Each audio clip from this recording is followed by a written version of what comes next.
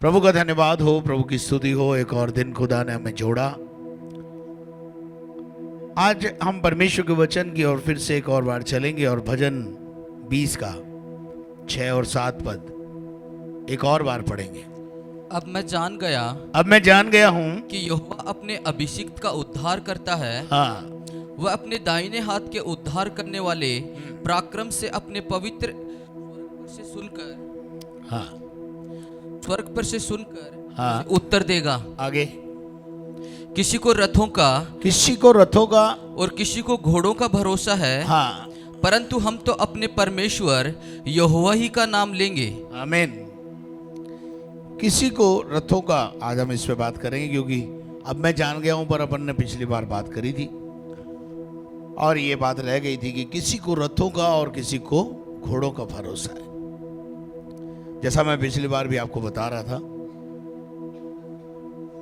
कुछ रखते भरोसा घोड़ों पर, कुछ रखते भरोसा रथों पर, और किसी को अपने बिजनेस पर और किसी को अपने शरीर पर और किसी को अपने बैंक बैलेंस पर घमंड होता है। पर मैं आपको बताना चाहता हूं मेरे अजीजों, हमारा भरोसा इन चीजों पे नहीं होना चाहिए। ये सब आज है, कल नहीं होंगी हमारे पास, पर प्रभु आज भी है और कल भी रहेगा हमारे पास। हमारा भरोसा, बाइबल में एक जगह लिखा है कि तुम्हारा सोना और तुम्हारी चांदी तुम्हें उस प्रकोप से बचा नहीं पाएगी। तुम कहोगे ये ले जाओ सोना और चांदी, परंतु वो सोना और चांदी आपको बचा नहीं पाएगी, किसी काम की नहीं होगी। वचन में लिखा है, मनुष्य यदि सारे जगत को प्राप्त करे और अपनी आत्मा की हानि उठाए, अपने परिवार की हानि उठाए, उसके बच्चे बेजार हो जाए, बेकार हो जाए, उसका वंश बिगड़ जाए, तो क्या लाभ है?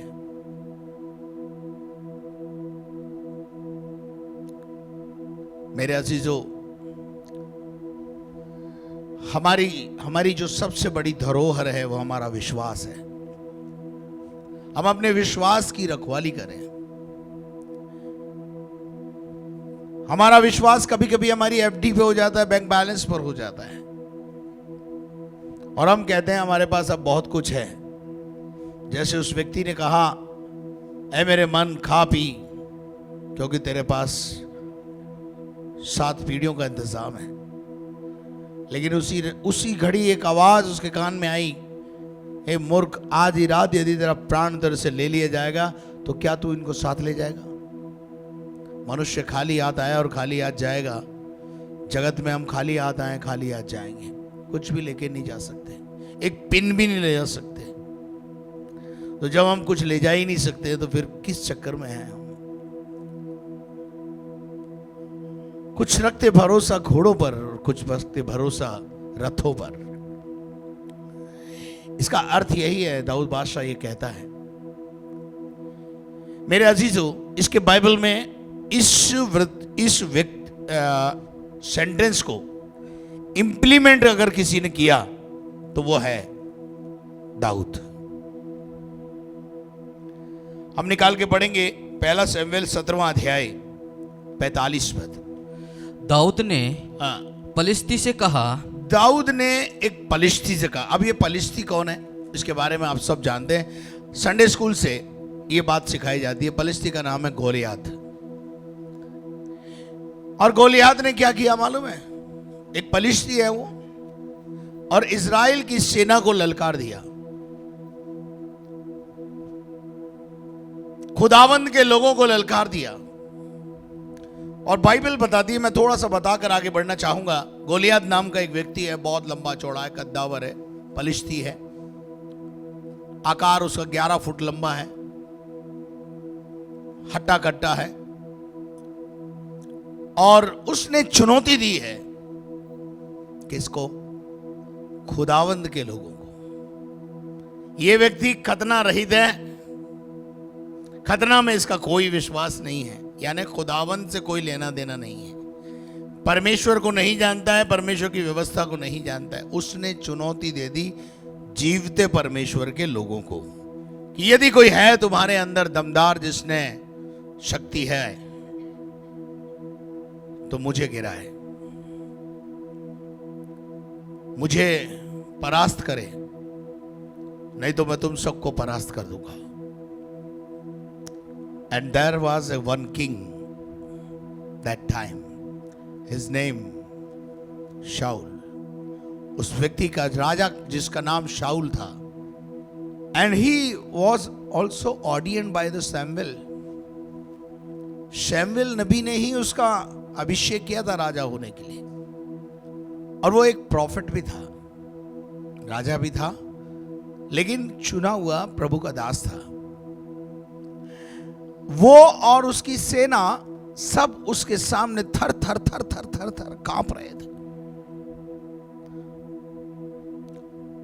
अकस्मात, अनफॉर्चुनेटली कह दीजिए, दाऊद जो छोटा सा एक लड़का है, वो अब उसके भाई उसकी फौज में थे, और वहां पर वो फौज में जब वो, उसके माता पिता ने उसे कहा जा अपने भाइयों को कुछ खाने पीने की वस्तुओं को दे के आ, और वो उसको लेकर जब पहुंचा, ये उस समय ललकार रहा था, यदि किसी में दम है तो आओ और मुझसे लड़ो। और मेरे अजीजों, ये बात दाऊद के कान में, बादशाह नहीं था उस समय वो, दाऊद के कान में पड़ गई, और दाऊद ने कहा, ये पलिश्ती, ये खतना रहित व्यक्ति जो खुदा को नहीं जानता है, खुदा के लोगों को ललकार रहा है, और ये लोग सुन रहे हैं। वंडरफुल मंजर था वो। और उसने कहा कि कहो तो मैं इसको गिरा दूं। किसी ने भरोसा नहीं किया उस पर। फिर जैसे तैसे करके उसने अपनी गवाही बताई, भैया मेरे को बकरी चराता था मैं, और शेर आ गया, रीछ आ गया, भालू आ गया, मैंने मार डाला। गवाही से थोड़ा सा हिसाब किताब किसी का हियाव बना कि यार अगर इतनी ताकत है तो शायद ये लड़ सकता है। और राजा तक ये बात पहुंची, और राजा ने उस व्यक्ति दाऊद को बुलाया, और बुलाकर उससे कहा, ठीक है, हम तुम्हें एक मौका देते हैं। और जैसे उसको मौका दिया गया, बाइबल बताती है राजा ने उसके लिए सारी व्यवस्था करी, और यहां तक भी कहा कि जो इस व्यक्ति को हरा देगा, पलिश्ती को हरा देगा, राजा की बेटी से उसकी शादी हो जाएगी। तो कुछ लोग बोले होंगे दाऊद को आकर के, अच्छा राजा की बेटी से शादी करने के चक्कर में है तू? तो उसने कहा, बेटी तुम्हारे पास रखो, और राजकाज भी जो है इतना था, आधा राज्य भी दूंगा और बेटी भी दूंगा। उन्होंने कहा, ये दोनों तुम्हारे पास रखो। मुझे तो खींच इस बात की है कि इसने जीवते परमेश्वर के लोगों को क्यों ललकारा है। लक्ष्य देखिए, उद्देश्य देखिए, उसको अंदर एक खींच आ गई, जलन आ गई कि ये जीवते परमेश्वर के लोगों को ललकार रहा है, and I will kill him. और उसने, राजा के सारे वस्त्र उसे पहनाए गए, उससे बेचारे से चला ही नहीं गया। उसने कहा, ये सब तू तेरे पास रख, इनकी मुझे जरूरत नहीं है। ये दुनिया की डिग्री डिप्लोमे बताते हैं। इसको अगर हम इस तरीके से समझें कि ये दुनिया के डिग्री डिप्लोमे गोलियात को गिराने के लिए काफी नहीं है, इनसे नहीं गिरेगा। बाइबल में एक बहुत अच्छी बात लिखी है, हमारे हथियार गढ़ों को ढा देने वाले हैं। हमारे पास वो हथियार हैं जो गढ़ों को ढा देते हैं। हमारे पास वो अभिषेक है जो गढ़ों को ढा देते हैं। कौन से गढ़? शैतान के गढ़। तो दाऊद ने कहा, ये डिग्री डिप्लोमा तेरे पास रखी, ये तेरा कवच तेरे पास रखी, इसकी जरूरत मुझे नहीं है। मेरा भरोसा सुरक्षा के लिए इन पर नहीं है, मेरा भरोसा सुरक्षा पर परमेश्वर पर है।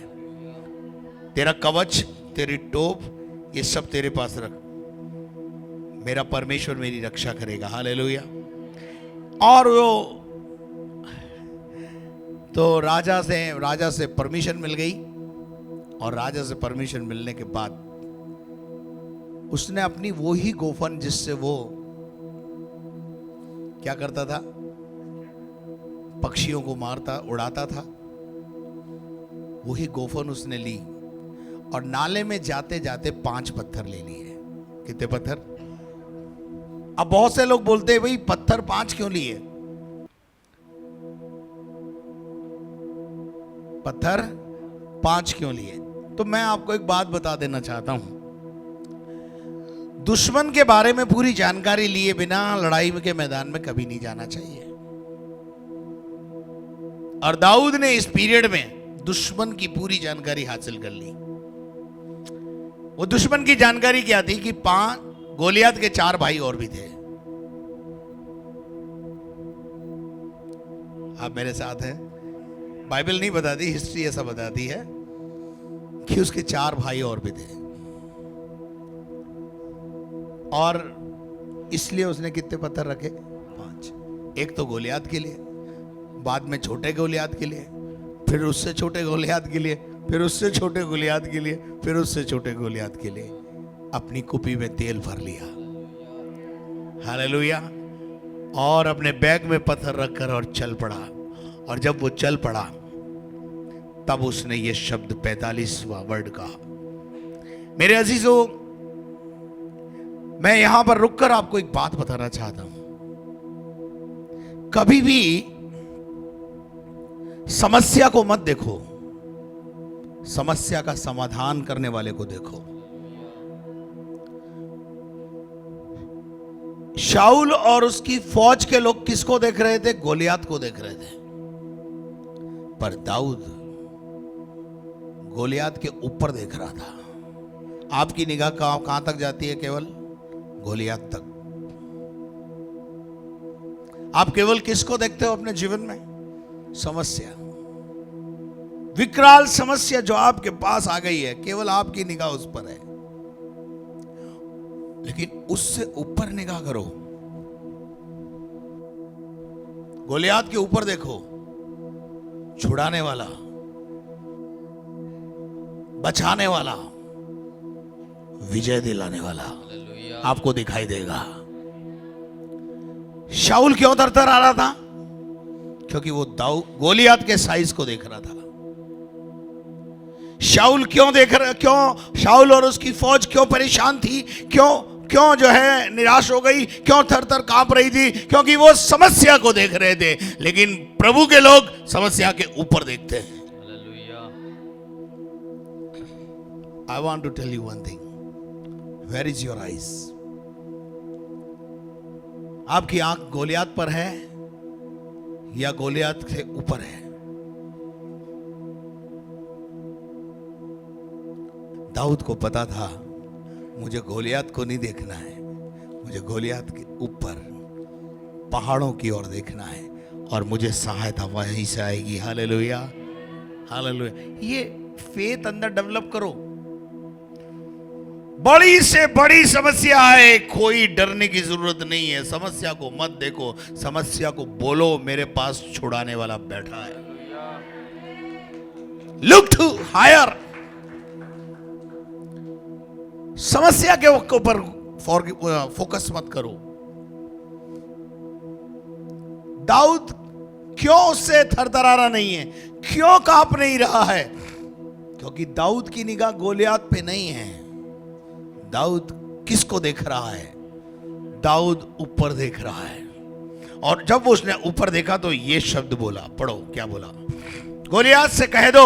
दाऊद ने फलिस्ती से कहा, दाऊद ने गोलियत से कह दिया, तू तो तलवार और भाला, तू तो भाला लेकर आता है और सांग लिए हुए आता है। मेरे सुनिए पास सुनिए, आता है। ये 3 चीजें हैं जिस पर गोलियत का भरोसा है।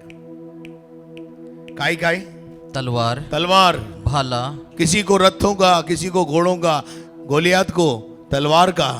उसने कहा था तलवार से मैं तुम्हें काट डालूंगा और तुम्हारा मांस कौवों को खिला दूंगा। ये जीवते परमेश्वर के लोगों को बोलने की बात है। इसने बोल दी और क्या हुआ? पढ़िए, फिर वो लिखता है, तू तो तलवार, भाला और सांग लिए हुआ आता है, मेरे पास आता है, परंतु मैं तो सेनाओं के यहोवा के नाम से। किसके नाम से आता हूं? तेरे पास आता हूँ। हालेलुया। मेरे पास एक नाम है जिसका नाम है सेनाओं का यहोवा। हालेलुया। किसी को रथों पर भरोसा है, किसी को घोड़ों पर भरोसा है, किसी को अपनी नौकरी और किसी को अपनी एफडी पर भरोसा है, बैंक बैलेंस पर भरोसा है, दुनिया की चीजों पर भरोसा है, दुनिया के डिग्री डिप्लोमा पर भरोसा है, आपके हाथ पर शायद आपको एक हुनर मिला है उस पर भरोसा है, आपको अपनी बुद्धि पर भरोसा है। मैं आपको बताना चाहता हूं ये सब चीज काम नहीं आएगी। आपके हाथ में भले कितना भी हुनर हो, उसकी दया नहीं है ना तो कुछ नहीं होने वाला है, मक्खी मारोगे। लेकिन उसका अनुग्रह होगा तो गधा पहलवान हो जाता है, ऐसा बोलते हैं। Hallelujah. Look to the higher. आज मैं आप सबको एक बात कहना चाहता हूं। जैसे गोलियाद को इसने कहा मैं किस नाम से आता हूं, सेनाओं के यहोवा के नाम से आता हूं। मेरे पास एक नाम है, उस नाम को इस्तेमाल करूंगा मैं, और वो नाम है यीशु नाम। हालेलुया। हालेलुया। वही सेनाओं का यहोवा, वही यीशु मसीह। पुराने नियम में उसे सेनाओं का यहोवा कहा गया है, और यीशु मसीह वही नाम है। उद्धार करता, छुड़ाने वाला। अय्यूब कहता है उस बात को इस तरीके से, मुझे तो निश्चय है मेरे पास एक छुड़ाने वाला है। आपकी समस्या को मत देखो, छुड़ाने वाले की ओर देखो। आमीन। पढ़िएगा भजन 121 का 1। मैं कुछ बातें आपको बताकर उत्साहित करूंगा। मैं अपनी आंखें पर्वतों की ओर लगाऊंगा, पहाड़ों की ओर लगाऊंगा, और मुझे सहायता कहां से मिलेगी? मुझे सहायता यहोवा की ओर से मिलती है। काय के लिए सहायता मिलेगी? विजय के लिए, हालेलुया। परास्त करने के लिए, दुश्मन को नीचे गिरा देने के लिए। हालेलुया। यशायाह 12 का 2 पढ़िए। परमेश्वर मेरा उद्धार है, परमेश्वर मेरा उद्धार करता है। मैं भरोसा रखूंगा। मैं क्या रखूंगा? भरोसा रखूंगा। हमारा भरोसा ही तो हट जाता है कई बार। कुछ रखते भरोसा घोड़ों पर, कुछ रखते भरोसा रथों पर, कुछ रखते भरोसा मित्रों पर, कुछ रखते भरोसा रिश्तेदारों पर, कुछ रखते भरोसा और अन्य चीजों पर। लेकिन यहां कहता है मैं भरोसा रखूंगा और ना थरथराऊंगा, क्योंकि प्रभु मेरा बल है, प्रभु मेरी ताकत है। वो मेरे भजन का विषय है। I will sing his song. मैं उसका गीत गाऊंगा। हालेलुया। क्योंकि वो मेरा उद्धार करता हो गया है, वो मेरा छुड़ाने वाला हो गया है, वो मेरा बचाने वाला हो गया है, वो मेरा एडवोकेट बन गया है। और मुझे भरोसा है मेरे परमेश्वर पर, मेरे एडवोकेट पर, वो मुझे छुड़ाएगा। क्या आप मेरे साथ हैं? आमीन। गिनती की किताब 14वां अध्याय। सब लोग इजरायली मूसा और हारून पर बुड़बुड़ाने लगे, और सारी मंडली उनसे कहने लगी, भला होता कि हम मिस्र ही में मर जाते। अब देखिए यहां पर ये लोग इतने आगे आ गए और लाल समुंदर पार हो गया। उसके बाद गिनती के 14वें अध्याय में ये मूसा पर कुड़कुड़ा रहे हैं, बुड़बुड़ा रहे हैं, पादरी पर अपनी भड़ास निकाल रहे हैं। हम तो पहले ही अच्छे थे। बुड़बुड़ाने लगे और क्या कहा? या इस जंगल ही में मर जाते, या तो हम इस दलदल में मर जाते। यहोवा हमको उस देश में ले जाकर क्यों तलवार से मरवाना चाहता है? देखिए मेंटेलिटी देखिए। अगर मसीह जीवन में तकलीफ आ जाए, मसीह जीवन में सताव आए, मसीह जीवन में अगर कोई परेशानी आए, तो हम इस प्रकार के अनुभव में चले जाते हैं। थोड़ा सा अगर दुख तकलीफ आ जाए तो हम समझते हैं कि हम आए क्यों मसीह में, हम तो पहले ही अच्छे थे। मतलब मसीह में आने के बाद आदमी को बुखार भी नहीं आना चाहिए। आपके पड़ोसी के एनालिसिस के अनुसार तुरंत आके पड़ोसी बोलता है तुम तो चर्च जाते हो, फिर बुखार कैसे आ गया? अच्छा, मतलब तुमको ये पता है चर्च जाने वालों को बुखार नहीं आता है। मेंटेलिटी देखिए लोगों की। और उसके बाद हमारी स्त्रियां और बाल बच्चे तो लूट में चले जाएंगे। मानसिकता में क्या भरा हुआ है? किस प्रकार की मानसिकता है? अस्थिरता है लाइफ में, अस्थिरता, डावाडोल अवस्था में है ये लोग। अभी भी इनको अश्योरेंस नहीं है कि जो खुदा मिस्र से निकाल के लाया है, कनान लेके जा रहा है, वो सब भला करेगा, अच्छा करेगा। हालेलुया। जिसने मेरे जीवन में अच्छा काम शुरू किया है वो उसे पूरा भी करेगा। लेकिन यहां हम देखते हैं क्या कहते हैं, क्या हमारे लिए अच्छा नहीं हाँ, कि हम मिस्र देश को लौट जाएं? वापस गुलाम बनने को चले जाएं जी। क्या मानसिकता में जीवन जी रहे हैं। लेकिन पढ़िए आगे बेटा। फिर वे आपस में कहने लगे, फिर वे आपस में कहने लगे, आओ आओ हम किसी को अपना प्रधान बना लें हाँ जी, कोई एक और पादरी बना लो और मिस्र को लौट चलें। और फिर अपन क्या करें, एक लीडर बना लो और फिर अपन क्या करें, मिस्र को लौट। मूसा को छोड़ दें और मिस्र को लौट जाएं। आगे बेटे। तब मूसा और हारून हाँ इजरायलियों की सारी मंडली के सामने हाँ। मुंह के बल गिरे। क्या हुआ, एक मिनट वापस पढ़ना। तब मूसा और हारून इजरायलियों की सारी मंडली के सामने मुंह के बल गिरे। क्या ये अच्छा था? आपका पादरी आपके सामने झुके, आपको सॉरी बोले। हेलो,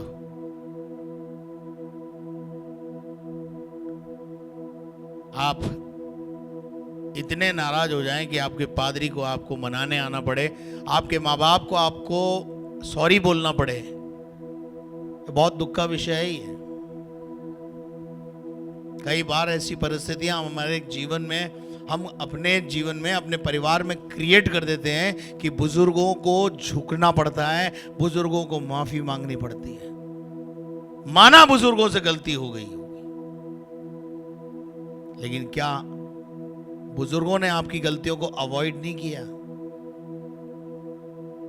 जब तक वो सॉरी नहीं बोलेंगी सासू मां, तब तक एडजस्टमेंट नहीं होगा। क्या ही अच्छा है, बोली बोले, क्या ही अच्छा है। मैं तो नहीं समझता कि ऐसा वातावरण घर में क्रिएट होना चाहिए, लेकिन होता है। कई बार बुजुर्गों को घर बचाने के लिए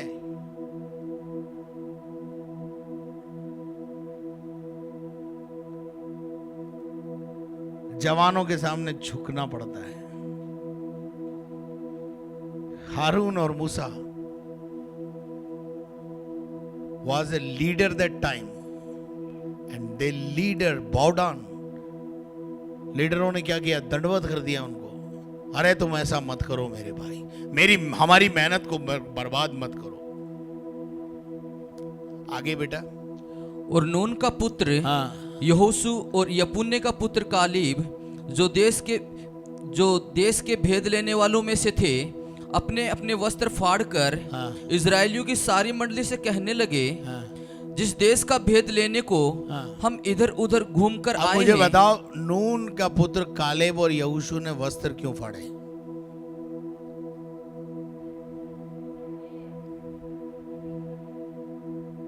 मूसा और हारून की ये दशा देखकर यहोशू और कालेब ने अपने वस्त्र फाड़ लिए। उसकी आशीष क्या मिली? क्या मिली बताइए, क्या मिली? ये दो ही प्रॉमिस लैंड पहुंचे। इसके अलावा जो निकले थे सब जंगल में नाश हुए। मिस्र से निकले हुए दो ही व्यक्ति हैं जो प्रॉमिस लैंड पहुंचे, वो हैं यहोशू और कालेब। किस बात से दुखी थे? किस बात से दुखी थे? इस बात से दुखी थे, इसलिए वस्त्र फाड़े कि यार क्या कर रहे हो तुम अपने पादरियों को झुका रहे हो, अपने माँ बाप को झुकने के पर मजबूर कर रहे हो। कई बार हम जिद पर आ जाते हैं, माँ बाप को झुकाने की कोशिश करते हैं, मजबूर होते हैं माँ बाप भी। कई बार इतना मजबूर मत करो अगुओं को कि तुम्हें दंडवत करना पड़े। चलिए आगे बढ़िए। इजरायलियों की सारी मंडली से कहने लगे, हाँ जिस देश का भेद लेने को हाँ। हम इधर उधर घूमकर आए हैं आगे वह अत्यंत उत्तम देश है। हाँ, समझा रहे हैं उनको, अरे भैया वो बेस्ट है, ये जो मिस्र जा रहे हो वापस उससे बेस्ट प्लेस प्रभु ले जा रहा है तुमको, हम देख के आए हैं, खुद अपनी आई विटनेस है हम। आगे यदि यहोवा हमसे प्रसन्न हो यदि यहोवा खुदा हमसे प्रसन्न हो तो हमको उस देश में जिसमें दूध और मधु की धाराएं जिसमें बहती हैं, किसी भली वस्तु की घटी नहीं है वहां ले जा रहा है प्रभु हमको। पहुंचाकर उसे हमें दे देगा। आगे आगे आगे केवल इतना करो केवल इतना करो कि तुम यहोवा के विरुद्ध बलवा न करो, केवल इतना करो कि तुम खुदा के खिलाफ बलवा बलवा मत करो, और ना उस देश के लोगों से डरो, और ना उस देश के लोगों से डरो, क्योंकि वे हमारी रोटी ठहरेंगे, वो हमारा भोजन ठहरेंगे। छाया उनके ऊपर से हट गई है, हाँ और यहोवा हमारे संग है, हाँ, उनसे न डरो। उनसे ना डरो, मनुष्य से मत डरो, खुदा से डरो। मत्ती 10:28 में परमेश्वर का वचन कहता है केवल उसी से डरो जिसे शरीर और आत्मा दोनों को घात करने का अधिकार है, और वो परमेश्वर है। हालेलुया। गोलियाद आपको डरा रहा है, आप डरो मत उससे। आमीन। अब अगर हम 17:45 को वापस पढ़े, पहला शमूएल 17:45। दाऊद ने हाँ पलिश्ती से कहा, हाँ तू तो तलवार हाँ और भाला हाँ और सांग लिए हुए आता है मेरे पास आता है, हाँ परंतु हाँ मैं सेनाओं के यहोवा के नाम से आगे तेरे पास आता हूँ, आगे जो इजरायली सेना का हाँ। परमेश्वर है, और उसी को तूने ललकारा है। तूने हमें नहीं ललकारा है, तूने खुदा को ललकार दिया है। मैं इस मंच की ऊपर से चुनौती देता हूं उन लोगों को जो मसीहों को ललकार रहे हैं, वो सुने, वो मसीहों को नहीं, वो जीवते खुदा को ललकार रहे हैं। और जीवते परमेश्वर के हाथों में पड़ना खतरनाक बात है, खतरनाक है। आगे बेटा। आज के दिन यहोवा तुझको मेरे हाथ में कर देगा। कौन करेगा? किस पर भरोसा है? यहोवा पर। तलवार पर? खुदा पर भरोसा है। एक नाम दिया है हमारे को खुदा ने, उस पर भरोसा है हमको, हमारे बचाने वालों पर भरोसा है। दाऊद कहता है आज खुदा तेरे को मेरे हाथ में कर देगा, और मैं तुझको मारूंगा, और मैं तुझको मारूंगा, और तेरा सिर तेरे धड़ से अलग करूंगा, तेरा सर तेरे धड़ से क्या कर दूंगा? अलग कर दूंगा। कितने फुट का है और ये कितने फुट का है? सुनो सुनो, आप साइज में बहुत अंतर है। अब आगे सुनना, मजा आएगा, पढ़ो। और मैं आज के दिन फलिस्ती सेना के 100 आकाश के पक्षियों, ये कह रहा है अब आज फलिस्ती सेना के 100 शवों को, आकाश सैनिकों के जो पक्षियों, आकाश के पक्षी खाएंगे, और पृथ्वी के जीव जंतुओं को दे दूंगा। हाँ, ये कौन बोल रहा है? दाऊद काई में बोल रहा है? आत्मा में। किस नाम पे भरोसा रख के बोल रहा है? यहोवा पर। आगे। तब समस्त पृथ्वी के लोग जान लेंगे कि इजराइल में एक परमेश्वर है। इजराइल में एक परमेश्वर है। आगे। और ये समस्त मंडली जान लेगी, और ये समस्त मंडली भी जान लेगी कि यहोवा तलवार, अब सुनना ये आयत, यहोवा तलवार या भाले के द्वारा जयवंत नहीं करता। हालेलुया। खुदा को बड़ी लड़ाई लड़ाने के लिए, खुदा को जागृति लाने के लिए, खुदा को विजय दिलाने के लिए एक बड़ी भीड़ की जरूरत नहीं है, डिग्रियों की जरूरत नहीं है, डिप्लोमों की जरूरत नहीं है। ओ प्रभु काफी है, नाम ही काफी है। बोलो नाम ही काफी है। उस नाम में विजय है। यहां लिखा है प्रभु को कोई जरूरत नहीं है तलवार की और भालों की, तुम्हारी तलवारी से तुम मर जाओगे। अब देखिए, आप आगे बढ़िए चला। इसलिए कि संग्राम तो यहोवा का है। किसकी है लड़ाई? तूने किसको ललकारा है? तूने किसको पुकारा है? तूने किसको छेड़ दिया है? तूने किसके छत्ते में हाथ डाल दिया है? खुदा का छत्ता है ये चर्च, खुदा का छत्ता है।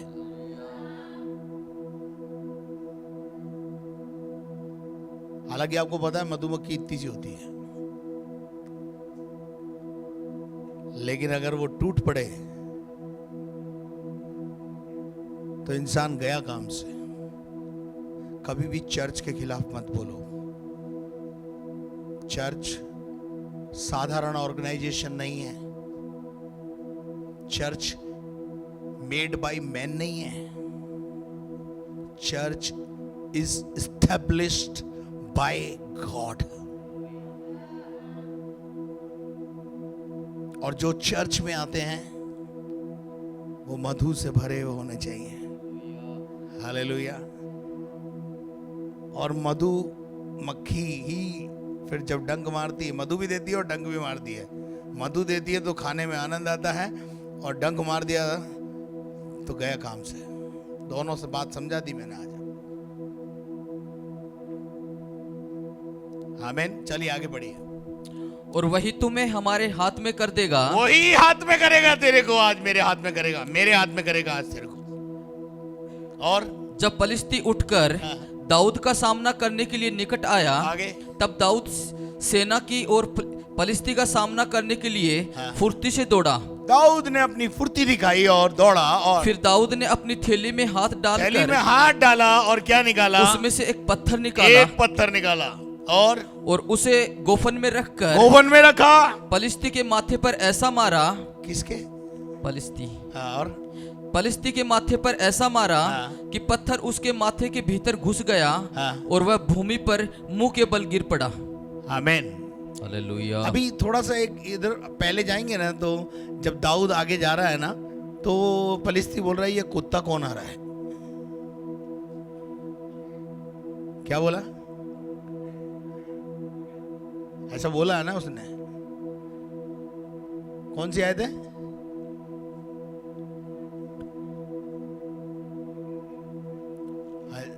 फोर्टी 43 पढ़ दो। तब पलिश्ती ने दाऊद से कहा, मैं कुत्ता हूँ? क्या मैं कुत्ता हूँ कि तू लाठी लेकर मेरे पास आता है? कुछ था ही नहीं उसके हाथ में। क्या थी? एक लाठी जिससे वो भेड़ बकरी चराता था, और एक गोफन जो लटक रही थी, और ये ऐसे जा रहा है। और जैसे कुत्ते को मारने जाते हैं, कुत्ते को मारना हो तो क्या करते हैं? लकड़ी ढूंढते हैं। अरे लकड़ी ला रहे हैं, इसको बता दो। और ये पलिश्ती अंडर एस्टिमेट हो गया। आप समझ में आया क्या? पलिश्ती जब सामने से दाऊद को आते हुए देख रहा है, एक अभिषिक्त व्यक्ति को आते हुए देख रहा है, और उसके हाथ में कुछ नहीं है, कोई हथियार नहीं है, लेकिन अंदर यहूदा का शेर है। अंदर यहूदा का शेर है। और शेर को देखकर उसने अपने आप को क्या एस्टिमेट कर दिया? कुत्ता। बोले क्या कुत्ते को मारने आ रहा है तू?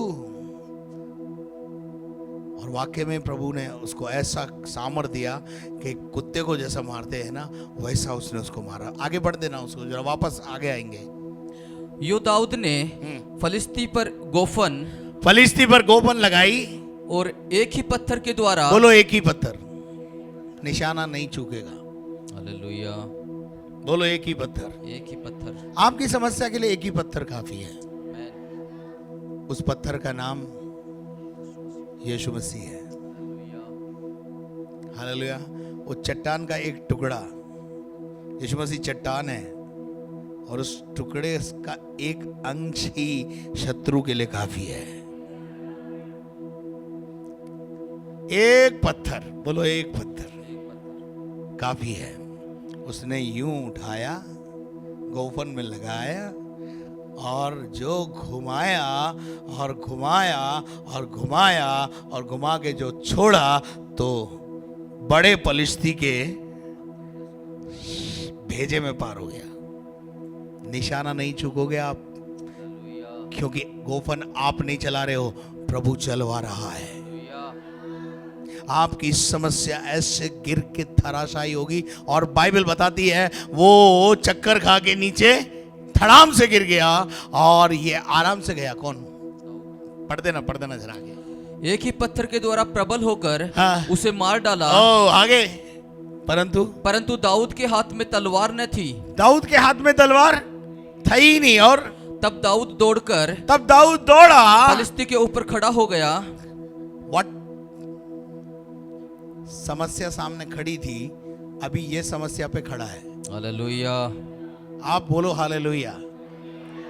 काई पे खड़ा है? समस्या पे। गोलियात के ऊपर कौन खड़ा है? आपको खुदा ऐसा ही अभिषेक देगा। आप समस्या के ऊपर खड़े हो गए। कई बार क्या होता है, समस्या हमारे ऊपर खड़ी होती है, लेकिन खुदा वो है जो समस्या के ऊपर आपको खड़ा कर देगा।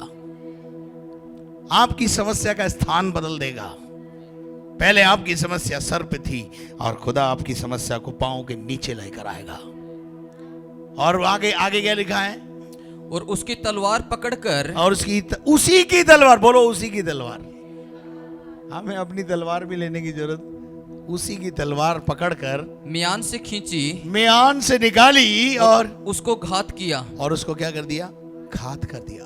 और उसका सिर उसी तलवार से काट डाला। और काट कर क्या करा? ये देखकर कि हमारा वीर मर गया, ये देखकर कि हमारा जो गोलियात था, बड़ा गोलियात मर गया, फलिस्ती भाग गए। छोटी छोटी समस्या अपने आप ही भाग जाएगी आपके पास। हालेलुया।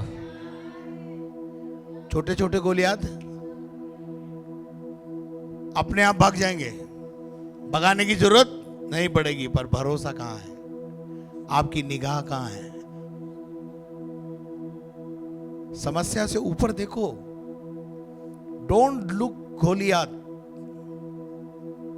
लक्ष्य और दर्शन को अपने जीवन में रखो। आपका गोलियात आपके सामने खड़ा है, लेकिन उससे ऊपर बचाने वाला खड़ा है, छुड़ाने वाला खड़ा है। और आप अपनी निगाह गोलियात पे मत रखो, छुड़ाने वाले पे रखो। वो छुड़ाएगा, वो बचाएगा, और छोटे गोलियातों को भी अपने आप ही भाग जाएंगे।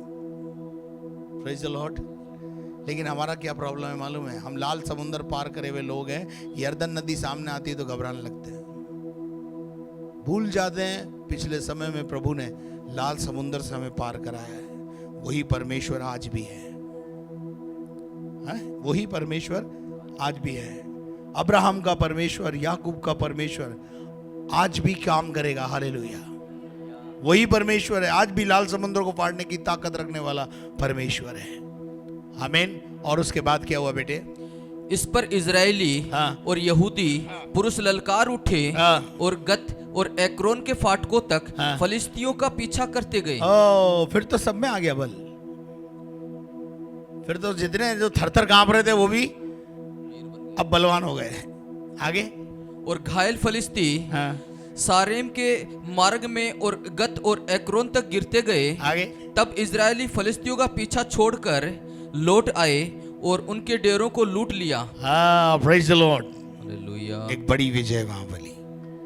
कब मिली? जब दाऊद ने भरोसा खुदा पे रखा, छुड़ाने वाले पे रखा। बस मैं आज आपको यही कहना चाहता हूं, आपकी समस्या बहुत छोटी होती है, लेकिन शैतान उसे बड़ी करके दिखाता है। और मैं आपको बताना चाहता हूं, बड़ी समस्या भी क्यों ना हो, बड़ा गोलियात भी आपके सामने क्यों ना हो, आपके पास जो अभिषेक है वो काफी है। क्या एक गोफन से 11 फुट के आदमी को मारा जा सकता है? यदि यहोवा साथ ना हो, यहोवा पर भरोसा ना हो, तो ये काम नामुमकिन था। लेकिन यहोवा अगर अंदर है तो ये काम संपन्न होगा।